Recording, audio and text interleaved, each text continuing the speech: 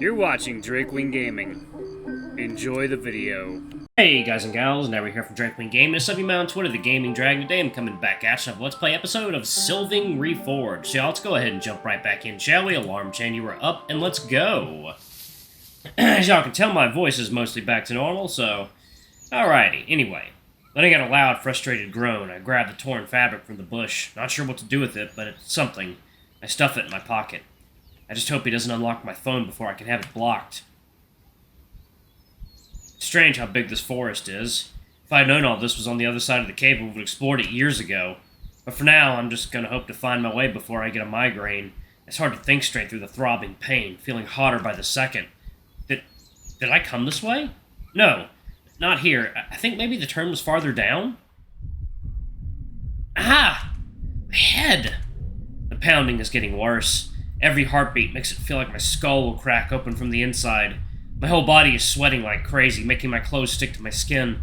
I open my sweater and the fan flaps against my torso. Anything to cool down. The pain in my chest is now an intense ache when I breathe. It's like my lungs are screaming at me not to take in the air.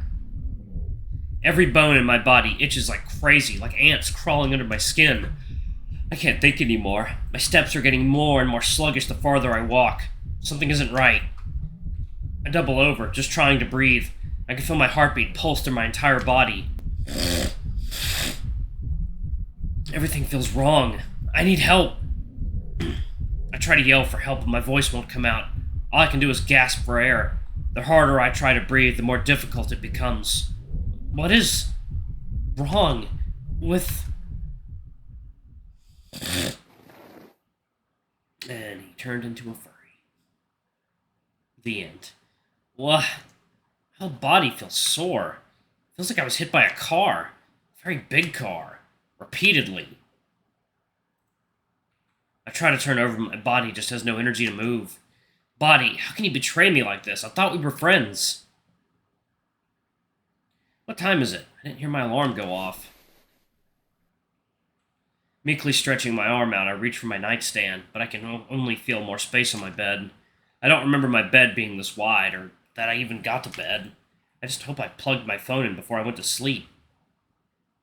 My phone? My phone! I jump into a sitting position as my eyes fly wide open, looking around frantically for my phone, but I sat up too fast and slumped back down, dizzy. I find myself on something soft in a brightly lit room. Sharp sunlight shines from the right. I squint until my eyes adjust. Where am I? Sitting up fully on the bed, I grip the silky red sheet that's covering me. Slowly, it dawns on me how truly unfamiliar my surroundings are. All the furniture look like antiques, and I can't see any lights, outlets, or other trappings of modern design. There's a chest made of solid wood with intricate carvings. It looks handmade, the features looking a bit asymmetrical in parts. Take me off. 110.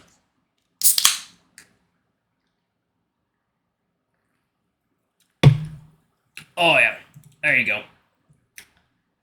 Now that I'm judging the craftsmanship, clearly whoever made it knew what they were doing and did a far better job than I ever could. A similarly designed wardrobe stands on the opposite end of the room. It's so tall it almost grazes the ceiling. It's a wonder how anyone could get it through the door in the first place. Next to it is a big wooden tub, very simple with just two metal hoops holding it together. Turning to my right, I see a drawer with a big mirror on top and a candelabra. I remember my grandma actually had something like this in her bedroom. I think she called it a vanity.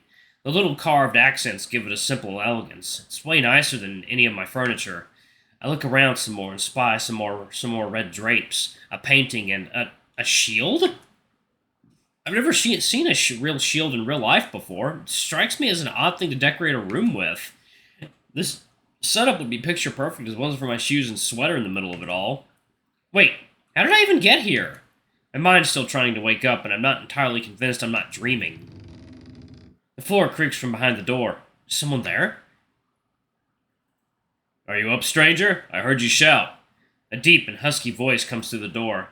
I don't know why, but I feel uneasy. Hello? My voice is raspy and weak. I didn't realize it until now, but my throat is painfully dry. Oh, God. Good, you're finally awake. What? Wolf! Werewolf! Big werewolf! I'm glad to see you're in better condition today.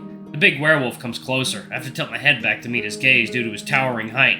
Your fever was dangerously high when I found you. I'm relieved you managed through the night.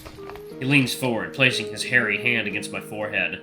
I'm so stunned I'm completely frozen. Has your fever gone down? I jump back in bed with a silent scream, sucking in air. I stare at him wide-eyed. My apologies, I didn't mean to startle you. I shouldn't have touched you without asking.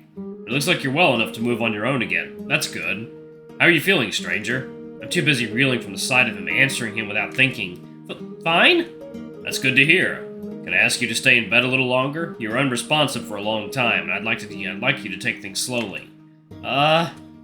A werewolf. An actual werewolf.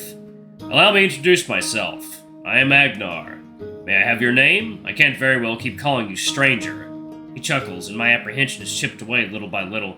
This isn't exactly what I was expecting when meeting a werewolf for the first time.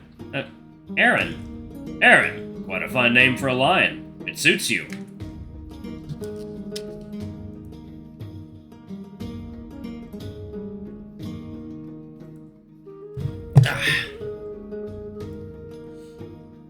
For a lion? I guess that's a compliment, but why a lion? And why is he being so polite? The movies have given me a much different concept of werewolf behavior. Guess I shouldn't be surprised. Horror flicks aren't exactly the most reliable source of information. But all the same, I'm just happy he's not mauling me right now. Struggling for words, I put a hand in my face as I scan the room again. Am I really awake? My face feels strange. Feeling around my cheeks, nose, and mouth, everything is strangely lumpy, and things seem to be out of place.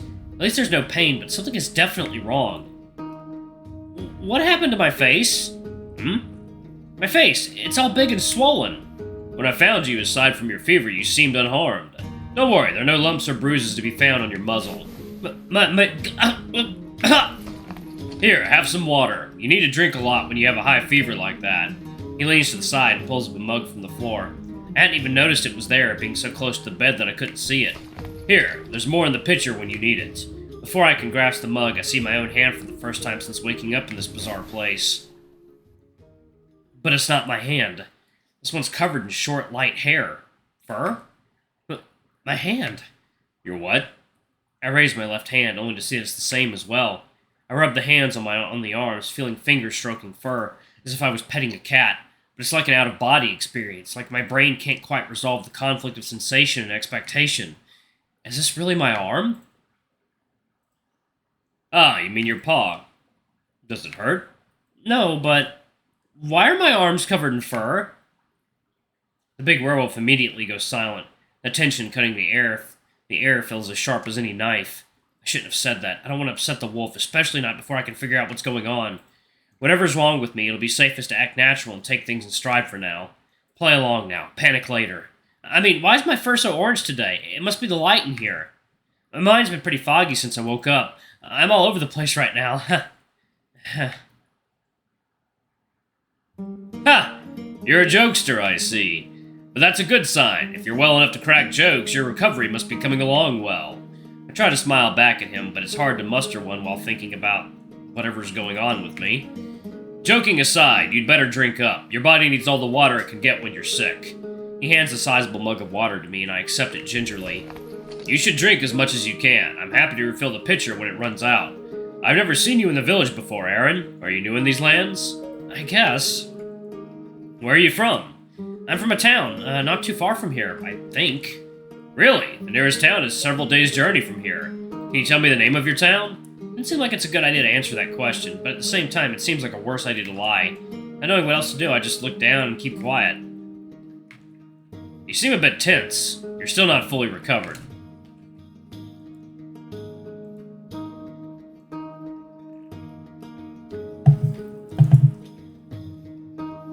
There should be some rival root somewhere in the house. A cup of it should help calm your nerves. Do you like rival root, Aron?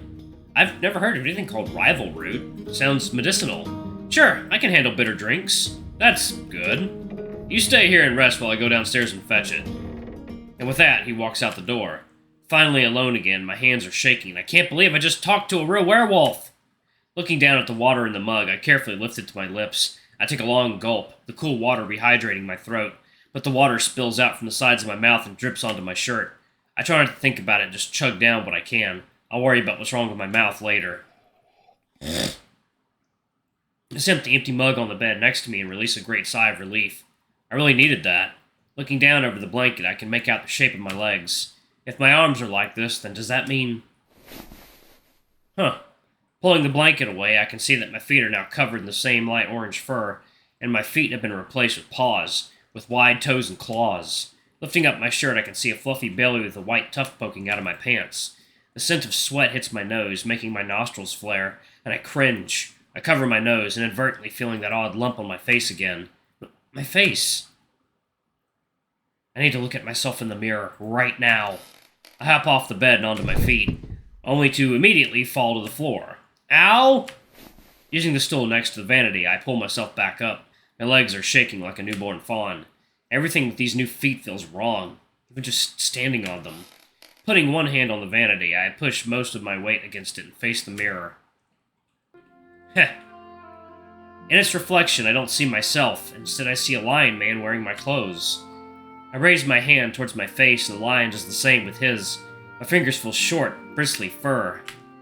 The fur has a warm, light color to it. The cream-white muzzle is capped with a broad pink nose. My eyes have a radiant blue color. The contrast with the orange fur makes them stand out even more. There's a patch of white hair on his head, roughly swept back like a mohawk and nestled between round feline ears. Staring at him for a long, long time, the truth of what I'm seeing slowly washes over me. The fur bristles and stands on end. Alright, y'all, I'm going to pause it right there. Thank y'all so much for watching. Don't forget to like, comment, subscribe, ring that notification bell. I love you all, and I shall see y'all in the next video. Bye-bye!